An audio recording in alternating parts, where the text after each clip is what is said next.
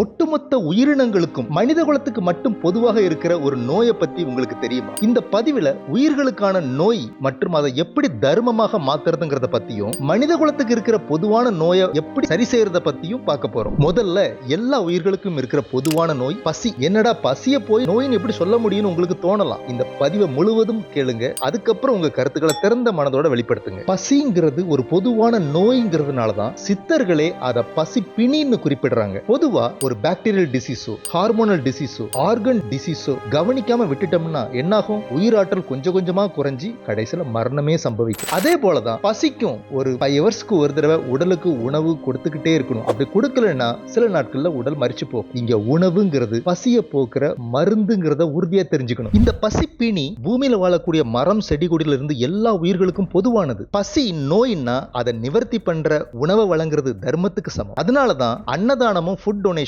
உலகெங்கும் பெரிய உதவியாகவும் பரிகாரமாகவும் இன்னும் வரைக்கும் பார்க்கப்படுது. ஒரு சிறை கைதிக்கு கூட பசிப்பினி போக்கப்படுவதுதான் உலக நீதி. எப்படி ஒரு தூக்கு தண்டனை கைதிக்கு ஒரு நோய்வாய்ப்பட்டிருந்தா கூட தூக்கு தண்டனை தள்ளி வைக்கப்படுது, அதே மாதிரிதான் எவ்வளவு பெரிய குற்ற பின்னணி இருந்தாலும் பசிப்பினி போக்கணுங்கிறது தான் உலக தர்மம். சிறையில ஒரு குற்றவாளியை அடிக்கவோ உதைக்கவோ கொடுமைப்படுத்தவோ தேவையே இல்லை. சில நாள் பசிப்பினில விட்டாலே எல்லா உண்மையும் சொல்லிடுவான். ஏன் சிறையில கூட குற்றவாளிகளுக்கு 3 வேளை உணவு கொடுக்கப்படுது? ஏன்னா அந்த பசிப்பிணியோட அவனுக்கு தண்டனை கொடுக்க கூடாது அப்படிங்கிற நீதி. பல கொலைகள் செய்திருந்தாலும் தீவிரவாதிக்கு கூட உணவு கொடுத்த பிறகே விசாரணை நடக்கிறது. ஒரு கொலைகாரன் தீவிரவாதிக்கு பசிப்பிணி போக்க உணவு தர்மமாக கொடுக்கப்படும் போது நம்ம சுற்றி இருக்க சக உயிரினங்களுக்கும் மனிதர்களுக்கும் ஏழை எளியவர்களுக்கும் உணவு வழங்குவது எவ்வளவு பெரிய தர்மம். அதனால தான் நம்ம கலாச்சாரத்துல விருந்தோம்பல் பெருசா பேசப்படுது.